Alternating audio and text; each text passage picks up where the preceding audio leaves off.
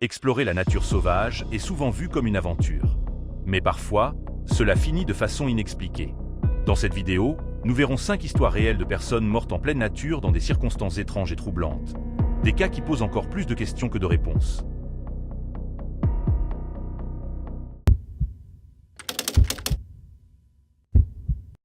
C'était le 17 octobre 2019, à au nord, dans le Michigan, une petite ville isolée à environ 34 km de Traverse City. Adrienne Ada Quintal, 47 ans, de Southfield, s'était rendue seule au chalet familial. Son petit ami était resté quelques jours, mais était rentré à Détroit 2 jours plus tôt, laissant Ada seule. Elle avait son chien nouvellement adopté et son pistolet 9 mm. Ada était une détentrice d'armes licenciée et expérimentée. À 2h34 du matin, Ada a passé un appel de détresse à un ami à Warren. Elle a dit être prise dans une fusillade, affirmant que 2 hommes étaient dehors. Elle a dit à son ami avoir tiré sur l'un d'eux et que l'autre ripostait. L'appel a duré 4 minutes et 27 secondes. Ada semblait paniquer et a supplié son ami d'appeler la police. L'ami a immédiatement contacté les autorités. Cependant, une mauvaise adresse a d'abord été donnée, 2901 Diant Hill Road. La police y est arrivée et n'a trouvé que des bois vides. À 3h08, la famille d'Ada a fourni la bonne adresse, 4901 Diant Hill Road. Les officiers ont atteint le chalet à 3h15. Les policiers sont entrés de force. Ils ont trouvé des impacts de balles dans les fenêtres et le plafond. On aurait dit que des coups avaient été tirés de l'intérieur vers l'extérieur. Des douilles neuves et anciennes jonchaient le sol. Une balle était même logée dans une poutre. La voiture d'Ada était aussi endommagée, et Ada avait disparu. Son chien était sain et sauf à l'intérieur. Sa voiture était toujours garée dehors. Son portefeuille, son sac, ses vapoteuses et son téléphone étaient restés là. Plus tard, son téléphone et ses bottes ont été retrouvés sur le toit. Son arme a été localisée dehors, au sol. La famille d'Ada était dévastée. Sa sœur, Jenny Brison, a dit qu'Ada n'aurait jamais erré ainsi, surtout sans bottes, sans téléphone ou sans son chien. Ada avait un fils et cherchait à reconstruire sa vie. Elle était analyste de données avant que des soucis de santé ne lui fassent perdre son emploi. Quelques mois plus tôt, elle avait été blessée lors d'une violente altercation à Détroit, subissant une fracture du nez et une commotion. Jenny pensait que cette blessure avait pu affecter la santé mentale d'Ada. Elle n'était pas connue pour consommer des substances nocives. La police a envisagé plusieurs théories, incluant l'enlèvement, une crise de santé mentale ou même une mise en scène par Ada. Mais aucune preuve claire ne soutenait ces hypothèses. Des semaines ont passé sans signe d'elle. Au début de la saison de chasse, la police a demandé aux chasseurs de signaler tout fait inhabituel. La famille d'Ada a porté la récompense à 100 000 $. En décembre, les chercheurs sont retournés dans une zone inondée près de la rivière Platte, à quelques centaines de mètres du chalet. Les chiens y avaient marqué un intérêt plus tôt, mais l'eau haute empêchait les fouilles. La famille a fait drainer la zone. Après avoir retiré 30 cm d'eau, ils ont trouvé quelque chose. Le 21 décembre, près de 10 semaines après sa disparition, le corps d'Ada a été trouvé immergé sous 1 mètre d'eau. Elle a été identifiée par ses tatouages et ses cicatrices. Il n'y avait pas de signes immédiats de traumatisme. Les autorités ont attendu les résultats de toxicologie. Elle a été trouvée à seulement 300 mètres de l'endroit où elle avait passé son dernier appel. La famille d'Ada, surtout Jenny, avait le cœur brisé mais était reconnaissante envers les équipes de recherche. Aucune trace de quiconque n'a été trouvée au chalet, juste un chalet silencieux, un appel désespéré et une femme disparue dans la nuit. C'était le 7 février 1970, dans le parc national des Great Smoky Mountains, entre la Caroline du Nord et le Tennessee. Une troupe de scouts de Morristown, dans le Tennessee, faisait une randonnée de week-end. Le chef de la troupe 95, Eugene Smith, menait le groupe avec son assistant Marvin Horner et le révérend Pete Celion. 3 adolescents les accompagnaient, Lee Smith, Steve Wolf et Geoffrey Tagg, 16 ans. Le voyage devait être une courte randonnée hivernale. Ils prévoyaient de camper, d'explorer une partie du sentier des Appalaches et de revenir le lendemain. Les garçons connaissaient la région et étaient prêts pour le froid. Mais la météo allait vite devenir dangereuse. Le 8 février, le groupe rentrait vers le parking de Newfound Gap sur la route 441. À l'intersection du sentier des Appalaches et du boulevard Trail, Geoffrey a demandé à attendre Lee Smith, qui était derrière.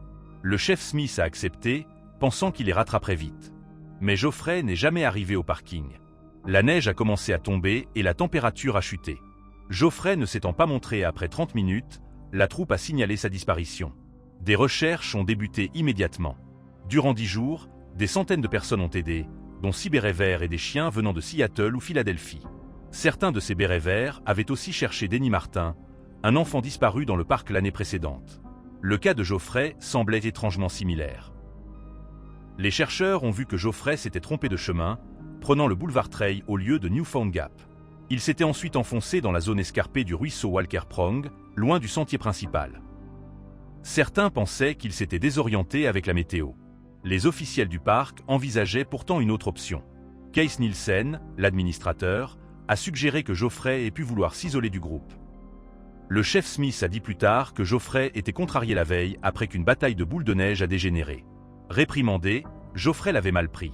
Les chiens ont suivi l'odeur de Geoffrey le long du Walker Prong vers la route 441, puis la piste a disparu. Certains pensaient qu'il avait atteint la route et trouvé un véhicule, mais sans preuve. Le 16 février, les secours ont trouvé l'équipement de Geoffrey. Son sac, son duvet, sa nourriture, ses habits et ses outils étaient posés proprement sur un rocher. Tout semblait intact, comme disposé avec soin. 2 jours plus tard, les chiens ont mené au corps de Geoffrey au bas d'une falaise, près de la frontière des 2 États, à moins de 3 km de sa dernière position. Son corps était à environ 600 mètres de son équipement. Le légiste a conclu que Geoffrey était mort d'hypothermie le jour de sa disparition ou le lendemain matin. Des hématomes sur ses bras et ses mains suggéraient une chute de 6 mètres depuis une pente raide, finissant contre un arbre. L'état de son corps a soulevé des questions. Une botte manquait, et son pantalon ainsi que ses chaussettes avaient été enlevés. Les experts expliquent qu'en cas de froid extrême, la confusion pousse souvent les gens à se déshabiller. Pourtant, des zones d'ombre subsistent. Pourquoi quitter le sentier alors que le temps se gâtait? Pourquoi abandonner des vivres qui auraient pu le sauver? Les traces montraient qu'il tournait en rond, tombait à genoux et luttait seul. Toutes les empreintes étaient les siennes. Rien n'indiquait l'implication d'un tiers. Certains lient l'histoire de Geoffrey à d'autres disparitions dans les Smokies, comme Denis Martin ou Jared Negrete en Californie en 1991. Mais les enquêteurs n'ont trouvé aucun acte criminel. Tout pointait vers un accident tragique. Geoffrey s'est perdu, a affronté l'extrême et n'a pu revenir. Aujourd'hui, l'histoire de Geoffrey Tagg reste l'un des cas les plus marquants des Smokies. Un rappel silencieux que la nature peut tuer vite, même les habitués. C'était le 12 juin 2005, au cœur de la réserve de parc national Nahanni, dans les territoires du Nord-Ouest au Canada. David Orsay et Frédéric Hardisty, tous 2 sexagénaires de Fort Simpson, ont été déposés au chalet isolé d'un ami. Leur ami, Rod Guinderson, les connaissait depuis des années. Ces hommes étaient expérimentés et passaient souvent leurs étés ici, à entretenir le chalet et à explorer. C'était un mode de vie. La Nahanni est immense, environ 28 000 km² de forêt, de falaises et de rivières. Le chalet se trouvait à environ 124 km de Fort Simpson, accessible uniquement par bateau ou par avion. Rod prévoyait de revenir le lendemain, mais tomba malade et retarda son voyage. Quand il revint enfin 4 jours plus tard, tout avait changé. C'était le 16 juin. Le chalet était silencieux. David et Fred avaient disparu. Les portes étaient verrouillées, et la nourriture ainsi que les armes étaient intactes. Un feu à proximité fumait encore, personne ne les avait vus. La police fut alertée le 17 juin. Plus tard ce jour-là, des équipes de recherche arrivèrent par hélicoptère. Le gendarme Brad Parker de la Gendarmerie royale du Canada et des volontaires locaux se joignirent à eux. Ce qu'ils trouvèrent n'avait aucun sens. Une chaussure et une chaussette furent trouvées près d'un ruisseau, à environ 4 km du chalet. Des traces de loups et d'ours étaient présentes, mais aucun signe de panique. 2 séries d'empreintes montraient les hommes marchant calmement le long de la rive. À proximité, un chiffon taché de sang séché fut trouvé, mais aucune autre trace de sang. 2 chaussures, 2 casquettes, des gants et des lunettes de lecture étaient éparpillés dans la zone. L'un des fusils du chalet avait été déplacé et posé sur une table près d'un hangar. 3 douilles usagées furent trouvées à côté. Dans la nature, 3 coups de feu servent souvent de signal de détresse. La police élabora une théorie. L'un des hommes s'était peut-être blessé, possiblement brûlé, et avait quitté le chalet en détresse vers la rivière. L'autre l'aurait suivi pour l'aider, avant d'être emporté par les eaux froides et rapides. Cela semblait possible. Mais quand les recherches officielles prirent fin seulement 5 jours plus tard, le 23 juin, beaucoup furent perplexes. Le frère de David, Joseph Orsay, s'interrogea. Pourquoi n'avait-il pas utilisé le bateau ou la trousse de premiers soins? Puis, le 27 juin, 15 jours après leur dernière apparition, le corps de David Orsay fut trouvé dans la brousse épaisse, à environ 3,7 km du chalet. Il avait des brûlures aux mains et aux bras. D'autres questions surgirent. Aucun rapport de foudre ou d'incendie ne pouvait expliquer ces blessures. Plus étrange encore, cette zone avait déjà été fouillée auparavant. Le corps de David fut transporté à Edmonton. L'autopsie révéla qu'il était mort d'hypothermie. Le 5 juillet, une équipe cynophile de l'Alberta rejoignit les recherches. 3 jours plus tard, le 8 juillet, le corps de Frédéric Hardisty fut trouvé flottant dans la rivière North Nahanni, à environ 20 km du chalet. Sa cause de décès fut enregistrée comme noyade. La GRC maintint l'absence d'actes criminels, mais les familles n'étaient pas d'accord. Joseph Orsay pointa des impacts de balles autour du chalet, dont un directement dans le sol. Pourtant, la police n'avait pas traité le chalet comme une scène de crime potentiel, et les chercheurs avaient piétiné la zone, dégradant les preuves. Plus tard, Robert Hardisty, le frère de Fred, dit que la chemise de Fred présentait un large trou ressemblant à un tir de fusil de chasse. Pourtant, l'affaire fut classée. Aucun officier ne fut sanctionné. Des impacts de balles inexpliqués. La Nahanni est un lieu plein de disparitions étranges. Mais pour les proches de David et Fred, ce n'était pas juste une histoire de plus. C'était réel. Et cela reste toujours sans réponse. C'était le 26 mai 2013, dans les bois isolés du canton de Weber, au Michigan. Cullen Finnerty, 30 ans, ancienne star du football universitaire, passait le week-end de mémorial chez ses beaux-parents. Cullen avait été l'un des meilleurs quarterbacks de l'histoire de la Division 2 de la NCAA, menant Grand Valley State à 3 titres nationaux. Après l'université, il avait brièvement intégré les Ravens de Baltimore et les Broncos de Denver. Ce soir-là, Cullen est parti pêcher seul sur un petit bateau pneumatique. Son beau-frère Matt et son beau-père Dan l'ont déposé vers 20h30, le regardant dériver calmement avec son matériel. Le plan était simple, pêcher 30 minutes, puis se faire récupérer en aval. Ça aurait dû être banal. Mais quelques minutes après son départ, Cullen a passé 2 appels brefs et paniqués à sa femme et son frère. Il disait être suivi, sans expliquer par qui ou par quoi. Sa voix était pleine de peur et de confusion. Puis les appels ont cessé, et on n'a plus jamais entendu parler de lui. Quand les Brinks sont venus le chercher, Cullen n'était plus là.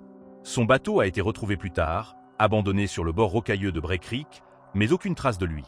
Une recherche massive a débuté. Les autorités locales, la police d'État, les pompiers et des volontaires ont lutté dans les bois épais et les cours d'eau. Cullen était connu pour être solide, loyal et joyeux. Personne ne pouvait croire qu'il s'était simplement volatilisé. 2 jours plus tard, le 28 mai vers 20h, les chercheurs ont trouvé le corps de Cullen dans les bois, à moins d'1 kilomètre de son bateau. Il était habillé pour l'extérieur, pas dans l'eau, et ne présentait aucune blessure apparente. Le rapport final a révélé qu'il était mort d'une pneumonie après avoir inhalé son vomi, avec des signes de désorientation. La toxicologie montrait des taux élevés d'oxycodone, prescrite pour ses blessures au dos liées au football. Un examen plus poussé de son cerveau a révélé une encéphalopathie traumatique chronique, ETC, modérée, une condition fréquente chez les anciens footballeurs. Toutefois, les experts ont dit que l'ETC seul n'était pas la cause du décès. Elle a probablement rendu plus vulnérable à l'anxiété et à la confusion ce soir-là. Le médecin légiste du comté de Kent, Stephen Cole, a conclu que Cullen était probablement mort d'anxiété, de désorientation et de médicaments. Malgré des rumeurs, son taux d'alcoolémie était quasi nul.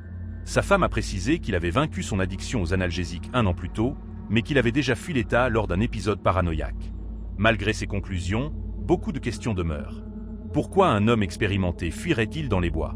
Pourquoi ne pas attendre de l'aide quelques minutes de plus? Des centaines de personnes avaient cherché Cullen. Après l'université, Cullen avait inspiré de nombreux athlètes chez les Ravens et les Broncos. Hors du terrain, il était marié et père de 2 enfants, se bâtissant une vie après le football. Mais les années de choc physique avaient laissé des dommages cachés. Le terrain accidenté du comté de Lake n'a pas aidé non plus.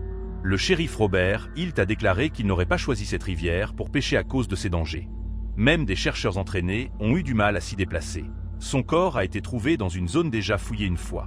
Mais dans son état de confusion, même une courte distance est devenue mortelle. Il n'y a eu aucun acte criminel. Pourtant, le mystère persiste. Son histoire montre comment les traumatismes physiques, les troubles mentaux non traités et la peur peuvent entrer en collision de façon tragique. Cullen Finnerty était fort et capable. Mais cette nuit-là, la peur a pris le dessus.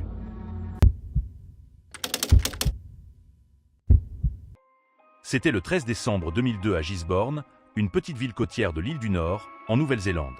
Jason Chase, un tondeur de moutons de 25 ans, venait de finir son travail dans la région.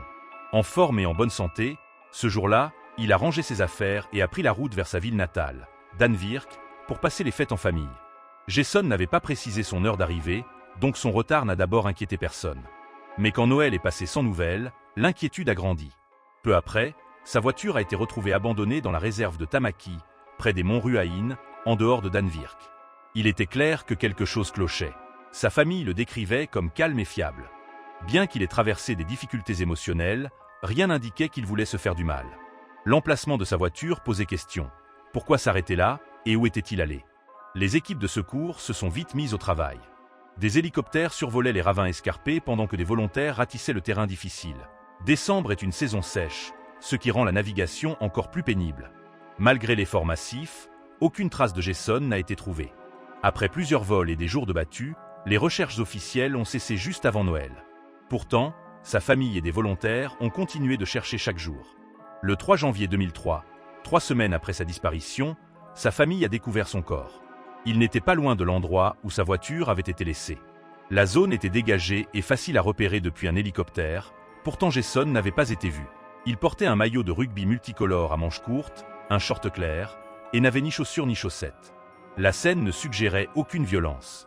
Il n'y avait ni sang, ni traumatisme, ni os brisé. Le pathologiste Dr Saint-Ric Templecan a examiné l'affaire.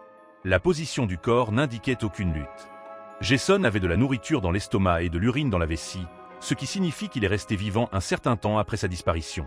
Ses pieds étaient propres, ce qui est inhabituel pour quelqu'un marchant pieds nus ici. Pas de blessures, pas de toxines et aucune cause de décès visible.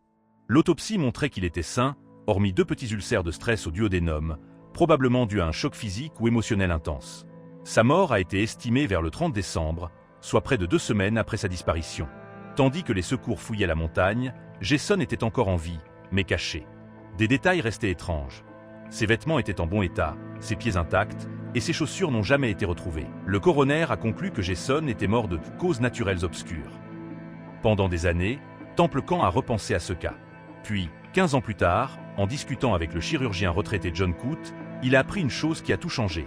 Coote s'est rappelé d'un cas de 1961 dans la même zone où 2 jeunes chasseurs avaient frôlé une plante indigène dangereuse appelée Urtica ferox ou ortie arborescente.